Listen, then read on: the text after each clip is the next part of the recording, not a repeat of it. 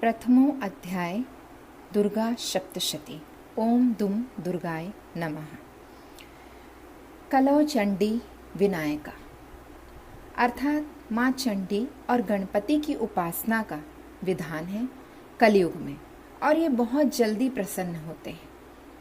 दुर्गा सप्तशती का पाठ का फल माँ दुर्गा ने कहा है 12वें अध्याय के 4 श्लोक में। अगर कोई भी मनुष्य या देवी भक्त प्रति माह की शुक्ल पक्ष की नवमी, अष्टमी, चतुर्दशी को जो ये पाठ करते हैं, उनकी हर दरिद्रता का नाश मैं करूंगी। प्रतिदिन एक पाठ रोज करने से शनै शनै आपके सारे दुख कष्ट, जो भी विपत्तियां हैं, घर में वास्तु दोष है, पितृदोष है, सब कुछ कम होने लगता है। जब भी दुर्गा सप्तशती का पाठ आरंभ किया जाता है, पहली बार नवरात्रि से किया जाता है। यह पाठ राहु काल में करना अति उत्तम माना जाता है। राहु काल में अगर आप इस पाठ को करना आरंभ करते हैं तो इससे राहु केतु की शांति होती है। दुर्गा सप्तशती के पाठ के कुछ नियम हैं, जिन नियमों को जानना नितांत आवश्यक है। ये नियम आपको आपकी भक्ति को सफल बनाते हैं, आपके कार्य को सफल बनाते हैं। पाठ के अंत में कदापि इति या वध ना कहें। इति कहने पर लक्ष्मी का नाश होता है, वध कहने पर कुल का, शरीर का नाश होता है। दुर्गा सप्तशती पाठ करते वक्त किसी अच्छे पंडित के द्वारा आप जान लें कि किस तरह से पाठ हमें करना चाहिए। कभी भी अंत में इन शब्दों का प्रयोग ना करें। तो क्या कहना चाहिए?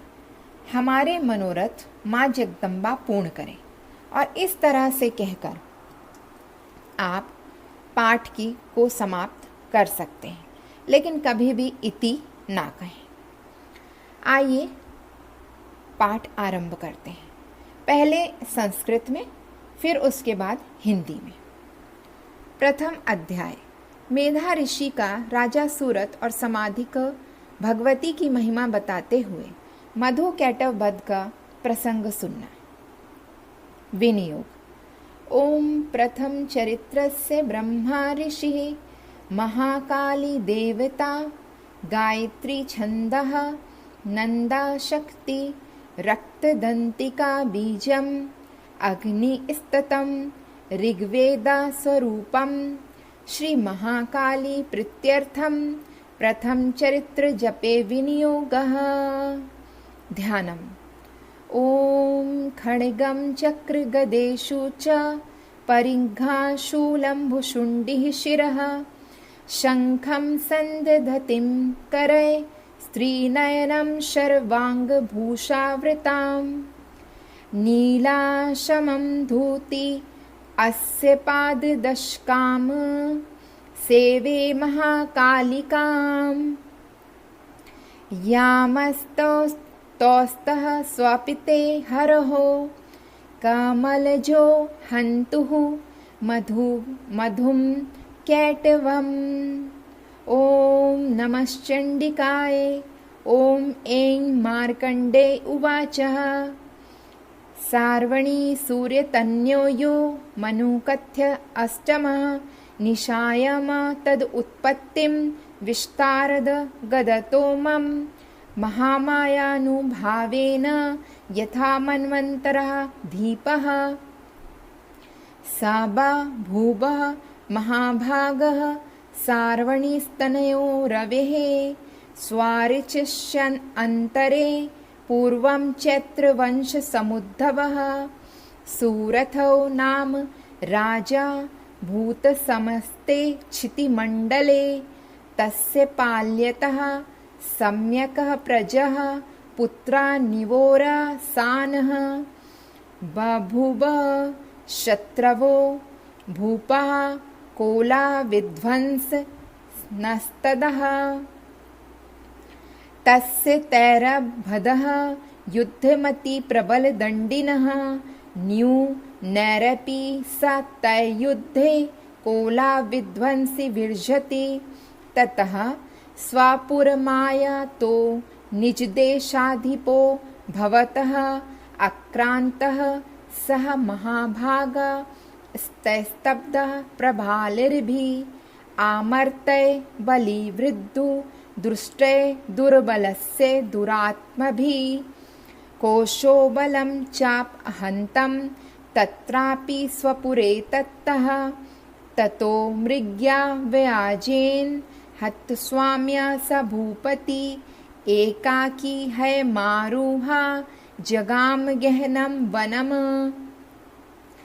स तत्र आश्रम द्राशिदः द्विजवर्यस मेधस्य प्रशान्त स्वपदाकिरणं मुनिशिष्योपशोभितम् तस्थो कञ्चित्कालं च मुनिना तेन सत्कृतः इत्येष चेतसः विचरन्तिस्मिन् मनुनिवा आश्रमे सोचित यत्तदा तत्र ममात्वाकृष्टचेतनः मत्पूर्वै पालितं पूर्वं मया हीनं पुरं हि तत् मद्भृत्रस्त सदा सद्वृत्ते धर्मतः पाल्यते न व न जाने स प्रधानो मे सूर्यहस्ति सदा मदा मम वैरी वशं यातः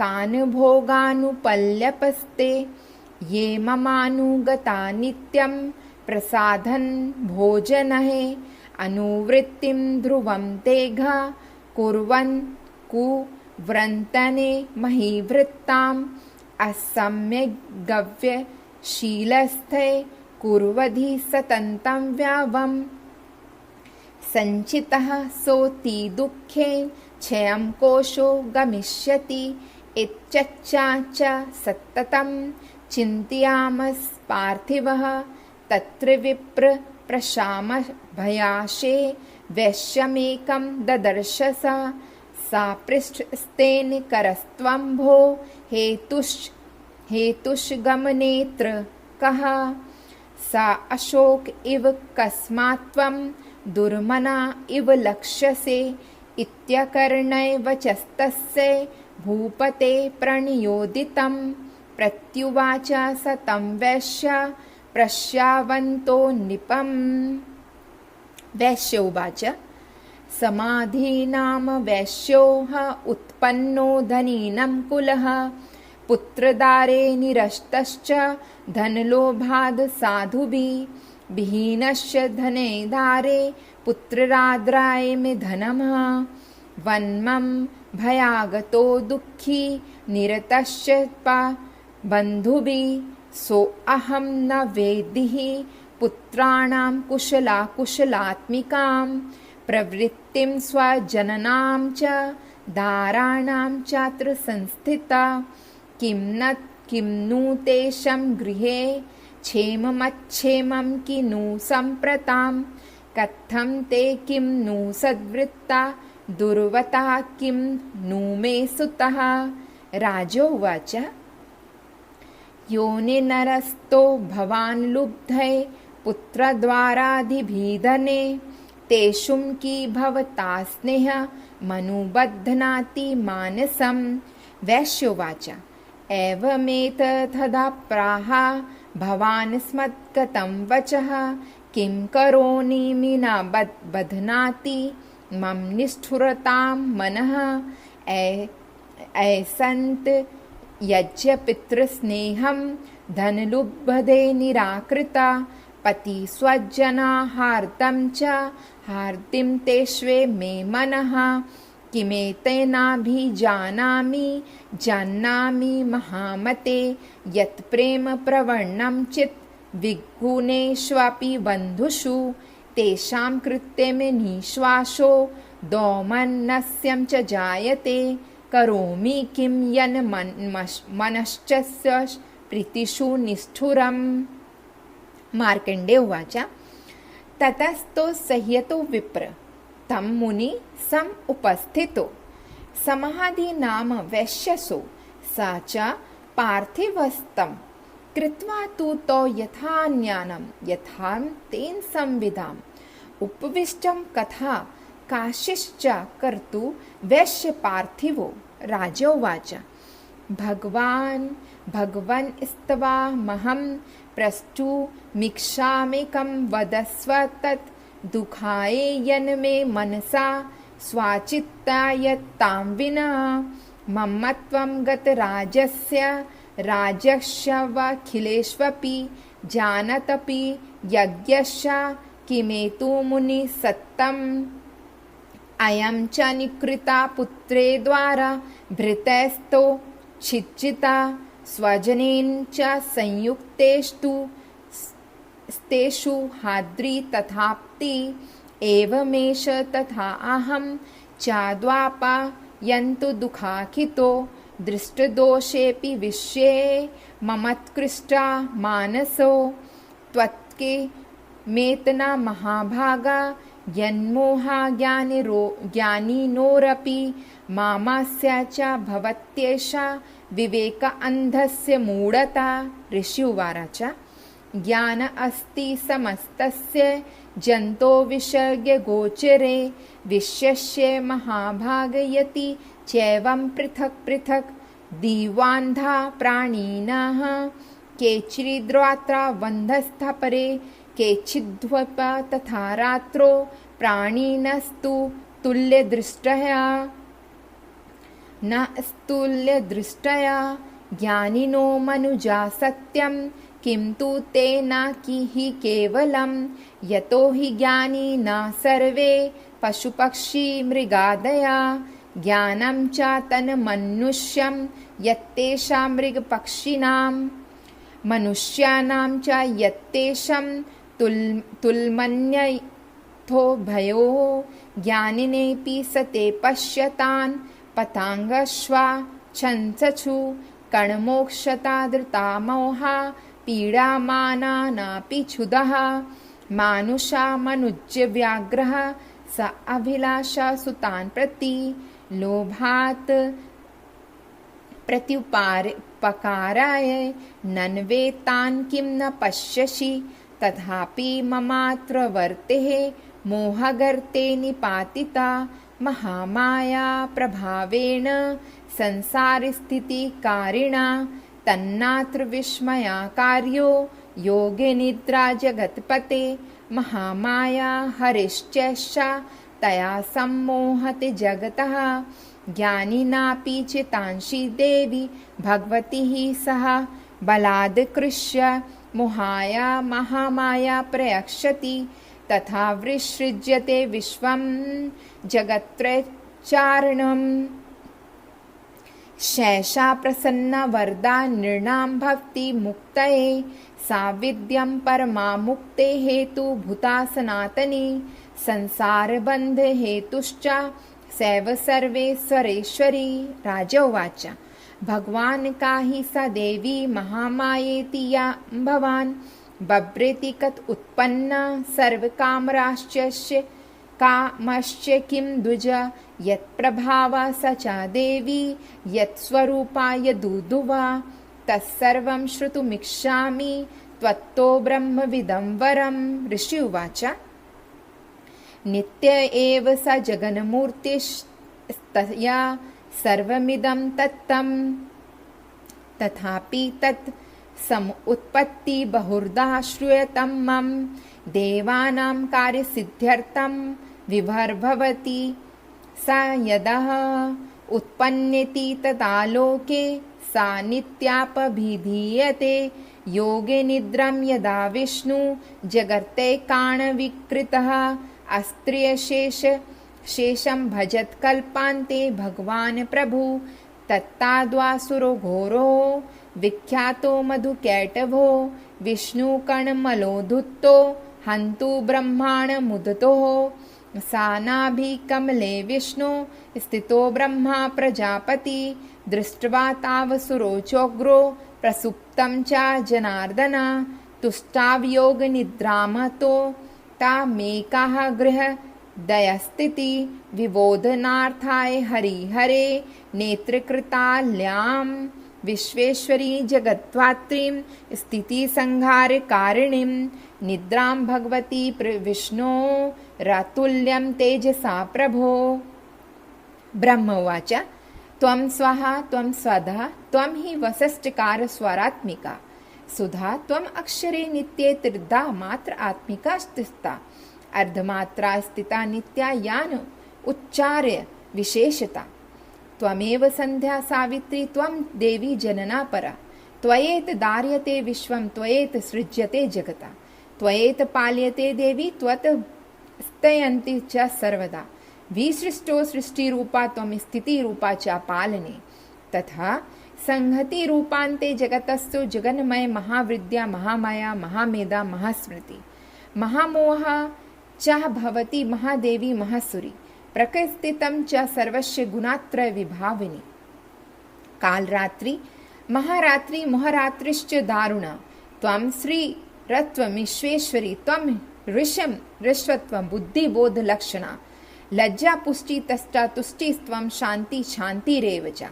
खड्गीं शूलिनी घोरा गदिनी चक्रिणी तथा शङ्खनी चापाणि बाणभुषुण्डी परिधायुधा सौम्यं सौम्यताशेष सौम्ये भयस्तवती सुन्दरी परापरायण परमा त्वमेव परमेश्वरी यच् किञ्चिदा क्वचिदस्तु सद सदाखिलात्मके तस्य सर्वस्य या शक्ति सा त्वं की सत्योषसद यया त्वया जगत्त्रास्ता जगत्पत्याति यो जायते सो अपि निद्रावशं नीतं करस्तत्वं स्तुतु महेश्वरी विष्णु शरीर ग्रहण महमीशान एव च कारितास्ते यतो तश्वकं कः स्तुतुं शक्तिमान भवेत् सा त्वामित्थं प्रभावे स्वारुद्वारे देवी संस्तुता मोह हि एतो दुराद वशुरो मधुकैटवो प्रबोधं न जगत्स्वामी नियतामच्युते लघु बोधश्च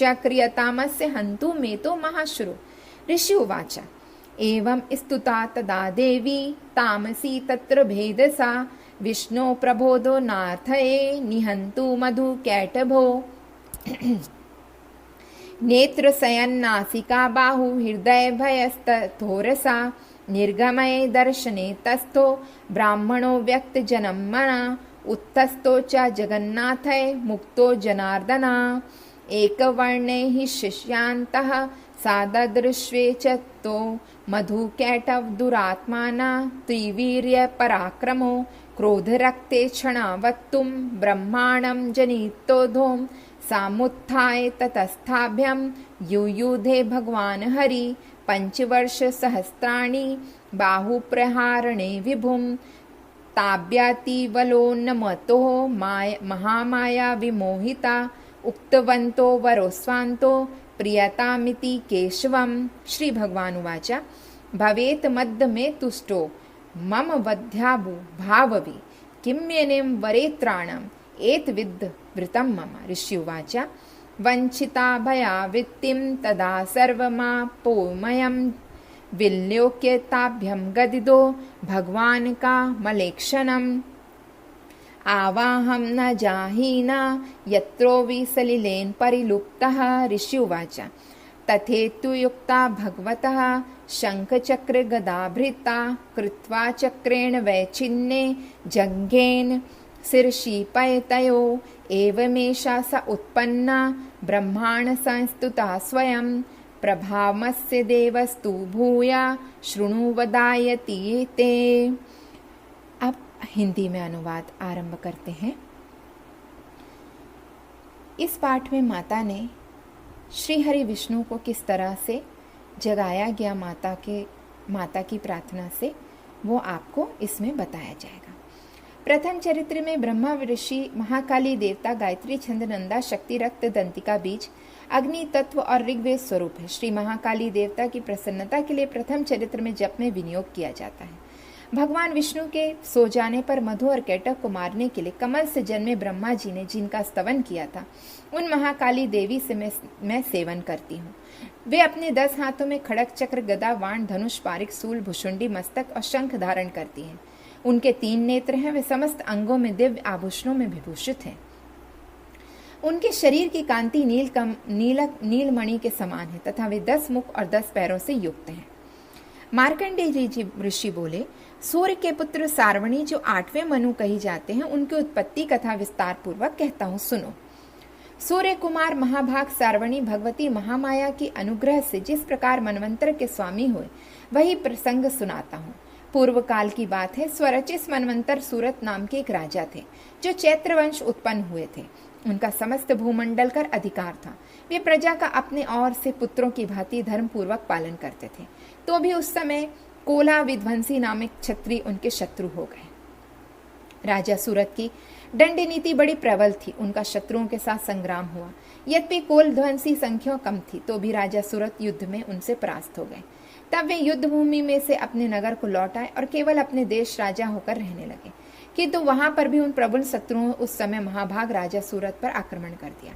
राजा बल क्षीण हो चले थे, इसलिए उनके दुष्ट बलवान एवं दुरात्मा मंत्रियां वहां उनकी राजधानी भी राजकीय सेना खोजने हथिया लिया। सूरत का प्रभुत्व नष्ट हो चुका था, इसलिए वे शिखर खेलने के बहाने घोड़े पर सवार हो वहां से अकेले ही एक घने जंगल में चले गए। वहां उन्होंने विप्रवर मेधा मुनि का आश्रम देखा, जहां कितने ही हिंसक जीव परम शांत भाव से रहते थे। मुनि के बहुत से शिष्य उस वन की शोभा बढ़ा रहे थे। वहां जाने पर मुनि ने उनका सत्कार किया और वे उनके मुनिश्रेष्ठ के आश्रम में इधर उधर विचरते हुए कलात्म तक रहे। फिर ममता से आकृष्ट चित्त होकर वहां इस प्रकार चिंता करने लगे कि पूर्व काल में मेरे पूर्वजों ने जिसका पालन किया था, वही नगर आज मुझसे रहित हो गया। पता नहीं मेरे दुराची भृत्यगण उसकी धर्म पूर्वक रक्षा करते हैं या नहीं। जो सदा मद की वर्षा करने वाला शूरवीर था, वह मेरा प्रधान हाथी अब शत्रुओं के अधीन होकर न जाने किन भोगों को भोगता होगा।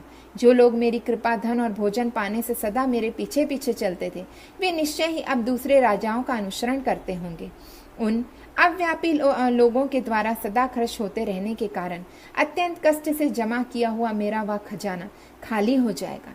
ये तथा और भी कई बातें राजा सूरत निरंतर सोचते रहते थे। एक दिन उन्होंने वहां विप्रकर मेधा के आश्रम के निकट एक वैश्य को देखा और उनसे पूछा, भाई तुम कौन हो या तुम्हारे आने का क्या कारण है? तुम क्यों शोकाग्रस्त हो, अनमने से दिखाई देते हो? राजा सूरत का यह प्रेम पूर्वक कहा हुआ वचन सुनकर वैश्य ने विनीति भाव से उन्हें प्रणाम करके कहा। वैश्य बोला, राजन, मैं धनियों के कुल में उत्पन्न एक वैश्य हूँ। मेरा नाम समाधि है। मेरे दुष्ट स्त्री पुत्रों ने धन के लोभ से मुझे घर से निकाल दिया है। मैं इस समय धन स्त्री पुत्रों से वंचित हूँ। मेरे विश्वसनीय बंधुओं ने मेरा ही धन लेकर मुझे दूर कर दिया है, इसलिए दुखी होकर मैं वन में चला आया हूँ। यहाँ रहकर मैं इन बातों को नहीं जानता कि मेरे पुत्रों की स्त्रियों और स्वजनों की कुशल है या नहीं। इस समय घर में वे कुशलता रहते हैं अथवा उन्हें कोई कष्ट है। वे मेरे पुत्र कैसे हैं? क्या वे सदाचारी है अथवा दुराचारी हो गए? राजा ने पूछा, जिन लोग भी स्त्री पुरुष आदि ने धन के कारण तुम्हें घर से निकाल दिया, उनके प्रति तुम्हारे चित्त में इतना स्नेह बंधन क्यों है? वैश्य बोला, आप मेरे विषय में जैसी बात कहते हैं वह सब ठीक है, किंतु क्या करूं, मेरा मन निष्ठुरता नहीं धारण करता। जिन्होंने धन के लोभ में पकड़कर पिता के प्रति स्नेह, पति के प्रति प्रेम तथा आत्मीय जन के प्रति अनुराग तिलांजलि दे दी, मुझे घर से निकाल दिया, उन्हीं के प्रति मेरे हृदय में इतना स्नेह है। महामाते, गुणहीन बंधुओं के प्रति भी जो मेरा चित्त इस प्रकार प्रेमान हो रहा है, ये क्या है?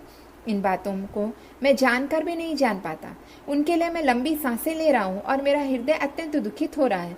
उन लोगों से प्रेम पूर्वक सर्वदा अभाव है, तो भी उनके प्रति जो मेरा मन निष्ठुरता नहीं हो पाता, इसके लिए मैं क्या करूं?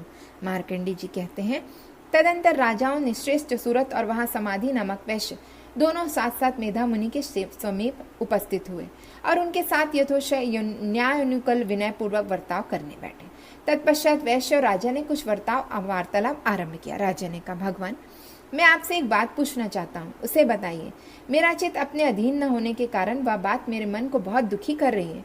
जो राज्य मेरे हाथ से चला गया, उसमें और उसके संपूर्ण अंगों में मेरी ममता बनी हुई है। मुनिश्रेष्ठ ये जानते हुए भी कि अब वह मेरा नहीं है, आज्ञा की भक्ति मुझे उसके लिए दुख होता है, ये क्या है? इधर यह वैश्य भी घर से अपमानित होकर आया है, इसके पुत्र स्त्री और भूतियों ने इसे छोड़ दिया, स्वजनों ने भी इसका परित्याग कर दिया, तो भी यह उनके प्रति अत्यंत हृदय स्नेह रखता है। इस प्रकार ये क्या है? दोनों ही बहुत दुखी है, जिसमें प्रत्यक्ष दोष देखा गया है। इस विषय के लिए हमारे मन में ममता जनित आकर्षण पैदा हो रहा है। महाभाग, हम दोनों समझदार हैं तो भी हमारे जो मोह पैदा हुआ है ये क्या है? विवेक शून्य पुष्प पुरुष की भांति मुझ में और इसमें भी यह मूर्ता प्रत्यक्ष दिखाई देती है। ऋषि बोले, महाभाग, विषय मार्ग का ज्ञान सबको जीव को है, इसी प्रकार विषय भी सबके अलग अलग है। कुछ प्राणी दिन में नहीं देखते, कुछ रात में नहीं देखते, तथा कुछ जीव ऐसे हैं जो दिन और रात दोनों में देखते हैं। यह ठीक है कि मनुष्य समझदार है, किंतु केवल वे ही ऐसे नहीं होते। पशु पक्षी और मृग आदि भी सभी प्राणी समझदार होते हैं। मनुष्यों की समझ भी वैसे ही होती है जैसे उन मृग और पक्षियों होती है, तथा जैसे मनुष्यों की होती है वैसी उन मृग पक्षी आदि होती है। यह तथा अन्य बातें भी प्रायः दोनों में समान है। समझ होने पर भी इन पक्षियों को तो देखो, ये स्वयं भूखों से पीड़ित होते हुए भी मोहवश बच्चों की चोंच में कितने चाव से अन्न के दाने डाल रहे हैं। नरश्रेष्ठ, क्या तुम नहीं देखते कि यह मनुष्य समझदार होते हुए भी लोभवश अपने लिए हुए उपकारक बदला पाने के लिए पुत्रों की अभिलाषा करते हैं? नहीं, यद्यपि उन सब में सचमुच की कमी नहीं है, तथापि वे संसार की स्थिति बनाए रखने के लिए भगवती महामाया के प्रभाव में ममतामय भंवर से युक्त मोह के गहरे गर्दन में गिराए गए हैं। इसलिए इसमें आश्चर्य नहीं करना चाहिए। जगदीश्वर भगवान विष्णु की योग निद्रा रूप जो भगवती महामाया है, उन्हीं से यह जगत मोहित हो रहा है। वे भगवती महामाया देवी ज्ञानियों को भी चित्त बल पूर्वक खींचकर मोह में डाल देती हैं।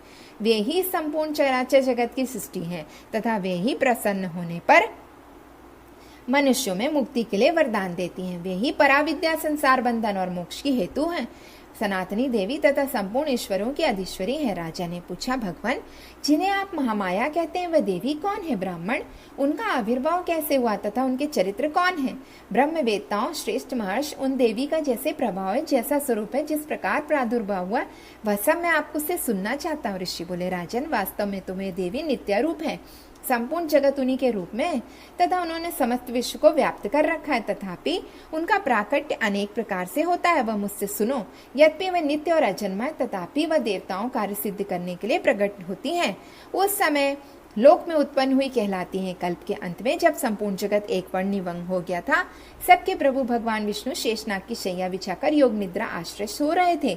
उस समय उनके कानों के मैल से दो भयंकर आसुर उत्पन्न हुए जो मधु और कैटव नाम से विख्यात थे।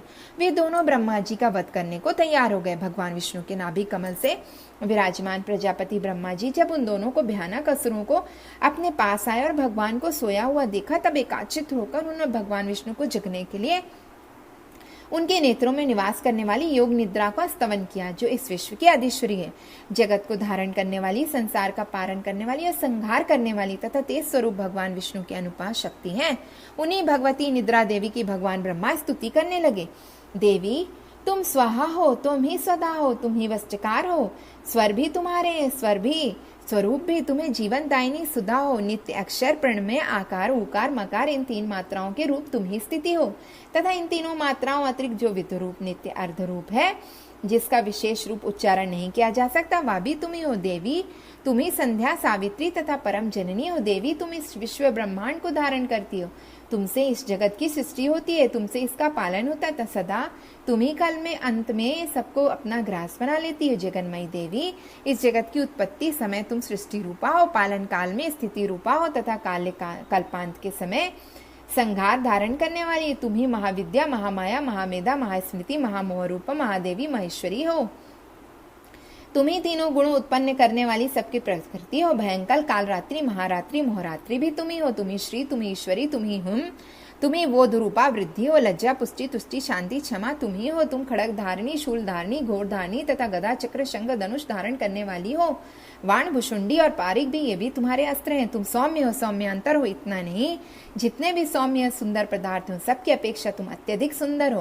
पर और अपर, सबसे परे रहने वाली परमेश्वरी तुम ही हो। सर्वेश्वरी देवी, कहीं भी सत असत जो कुछ वस्तुएं हैं, उन सब की जो शक्ति वह तुम ही हो। ऐसी अवस्था में तुम्ही स्तुति क्या हो सकती है? इस जगत की सृष्टि, पालन और संहार करते हुए उन भगवान ने सब तुम्हारी निद्रा के अधीन कर दिए हैं, तब तुम्हारी स्तुति करने में यह कौन समर्थ हो सकता है? मुझको भगवान शंकर का तथा भगवान विष्णु भी तुम्हारी शरीर धारण कराया, अतः तुम्हारी स्तुति करने की शक्ति किसमें है? देवी, तुम तो अपने इन उदार प्रभाव से प्रशंसित हो। हे देवी, दोनों दुर्धर्षो असुर, मधु और कैटव हैं। इनका मुंह में डाल दो और जगदीश्वर भगवान विष्णु को शीघ्र ही जगा दो। साथ ही इनके भीतर इन दोनों महान असुरों को मार डालने की प्रवृत्ति उत्पन्न कर दो। ऋषि बोले, राजन, जब ब्रह्मा जी वह मैथु कैटव को मारने के उद्देश्य से भगवान विष्णु को जगाने के लिए तमोगुणी अधिशास्त्री देवी योग निद्रा इस प्रकार स्तुति की, तब वे भगवान के नेत्र, मुख, नशिका, बाहु, हृदय, वक्षस्थल से निकल के अव्यक्त जन्मा ब्रह्मा जी की दृष्टि के समक्ष खड़ी हो गई। योग निद्रा से मुक्त होने पर जगत स्वामी भगवान जनार्दन उसे कानवर्ण जल में शेषनाग की शैया से जाग उठे। फिर उन्होंने उन दोनों असुरों को देखा। वे दुरात्मा मधु और कैटव अत्यंत बलवान तथा पराक्रमी थे। क्रोध से लाल आंखें किए ब्रह्मा जी को खा जाने के लिए उद्दंग हो रहे थे। तब भगवान श्री हरि ने उठकर उन दोनों के साथ 5000 वर्ष तक केवल बाह्य युद्ध किया। वे दोनों भी अत्यंत बल के कारण उन्मत्त हो रहे थे। इधर महामाया में उन्होंने मोह डाल रखा था, इसलिए वह भगवान विष्णु से कहने लगे, हम तुम्हारी वीरता से संतुष्ट हैं, तुम हम लोगों से कोई वर मांगो। श्री भगवान बोले, यदि तुम मुझसे प्रसन्न हो तो अब मेरे हाथ से मारे जाओ, बस इतना ही मेरा वर है, वहाँ दूसरे वर का कोई काम नहीं। ऋषि कहते, इस प्रकार धोखे में आ जाने पर जब उन्होंने संपूर्ण जगत को देखा कि अरे सब जगत में जल ही जल है, तब कमल नयन भगवान से कहा, जहाँ पृथ्वी जल में डूबी ना हो, जहाँ सूखा स्थान हो, वहीं हमारा वध करो। ऋषि कहते हैं, तब तथास्तु कहकर शंख चक्र गदा धारण करने वाले भगवान उन दोनों के मस्तक पर अपनी जांग रखकर चक्र से काट डाला। इस प्रकार यह देवी महात्मा ब्रह्मा जी की स्तुति करने पर स्वयं प्रकट हुई थी। अब पुनः तुमसे उसके प्रभाव का वर्णन कहता हूँ, अगले पाठ में सुनो। जय जय जगदम्बा, बोलो दुर्गा मैया की जय। पहला अध्याय पूरा हुआ। इस अध्याय के पूरा होने के बाद आप सब क्षमा प्रार्थना कर लीजिएगा जो इसमें डला हुआ है। धन्यवाद।